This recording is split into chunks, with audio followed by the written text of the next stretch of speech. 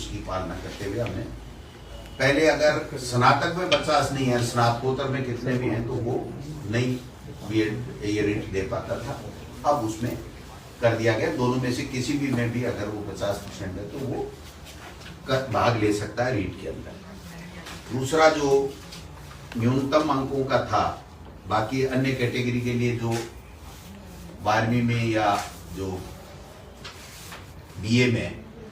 उनमें जो छूट थी वो ईडब्ल्यूएस और ये जो हमारा दूसरे जो दोनों एमबीसी है उसमें भी उसको शामिल करते हुए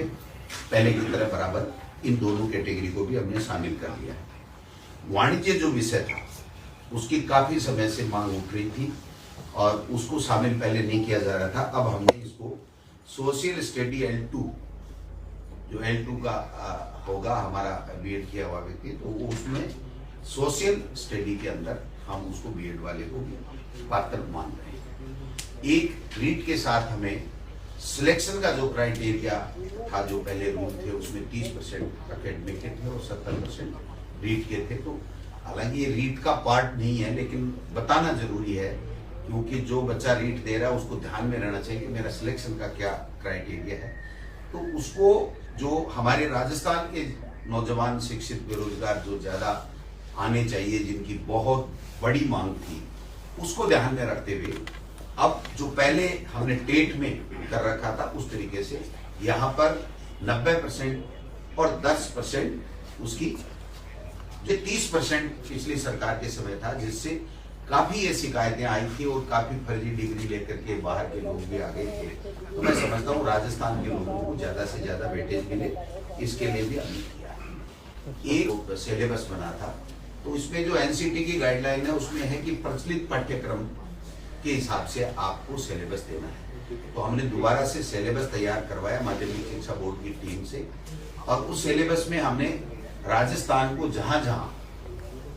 हमारी पुस्तकों में राजस्थान है, वहां पर राजस्थान को सबसे ज्यादा, राजस्थान की भौगोलिक स्थिति, संस्कृति आदि चीजों को हमने भूगोल, इतिहास, कला, संस्कृति सबको वेटेज देते हुए सिलेबस का निर्माण किया है। और जो सिलेबस है वो भी हम रीट के साथ या 1-2 दिन में जो भी माध्यमिक शिक्षा बोर्ड उचित समझेगा तो उसमें वेबसाइट में साथ में लगा देगा, जिससे वो बच्चे अपना अध्ययन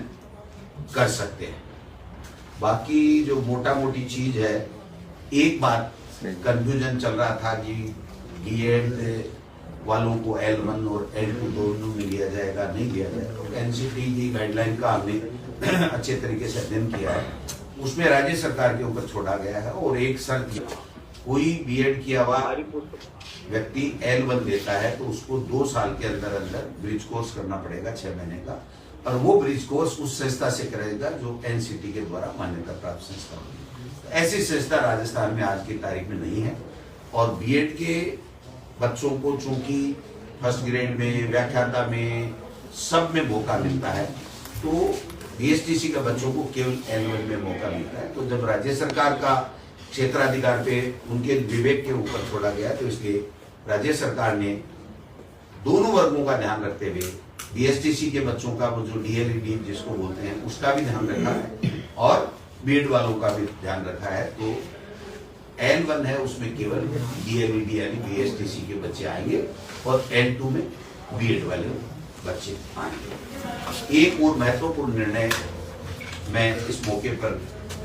मैम को भी धन्यवाद देना चाहूंगा कि जब बोर्ड से फाइल आई कि साहब 1.5 या 2 के लगभग उन्होंने फीस कर ली थी, तो इनका एक सुझाव था कि मंत्री महोदय हमको कोरोना के समय ध्यान रखना चाहिए और इस फीस को नहीं बढ़ाना चाहिए। तो हमने ये फैसला किया है कि 2017 में जो रीट में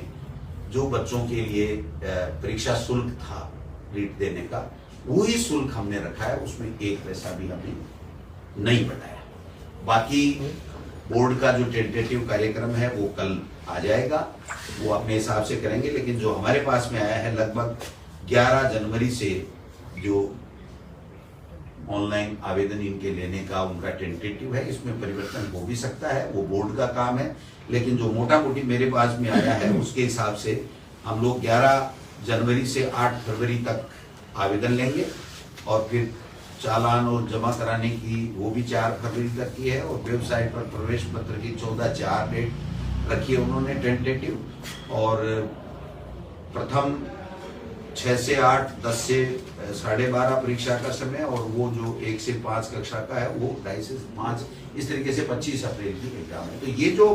मैंने टाइम टेबल बताया, ये बोर्ड अपने आवेदन लेने का घटा सकता है, बढ़ा सकता है, वो उनके विवेक पर, उसमें राज्य सरकार का कोई दखल नहीं है। हम केवल ये जो छूट दे रहे हैं या हमने जो नए निर्णय किए हैं, जो हमारे शिक्षित बेरोजगारों की रीढ़ देने वालों की जो मोटी मोटी समस्याएं थी, उनको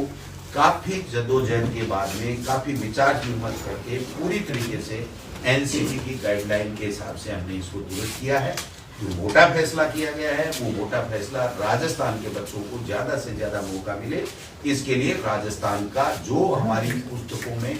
पाठ्यक्रम में है सामग्री, उसमें से जो सिलेबस है उसका निर्माण किया गया है, और जो 10 और 90 का जो वेटेज है, वो वेटेज हमने आगे सिलेक्शन में ये मोटा मोटी जो आज हम भेज रहे हैं, अब वो आज कल निकालें, परसों निकालें, वो उनके ऊपर है। जब भी विज्ञप्ति निकलेगी उसके बाद भी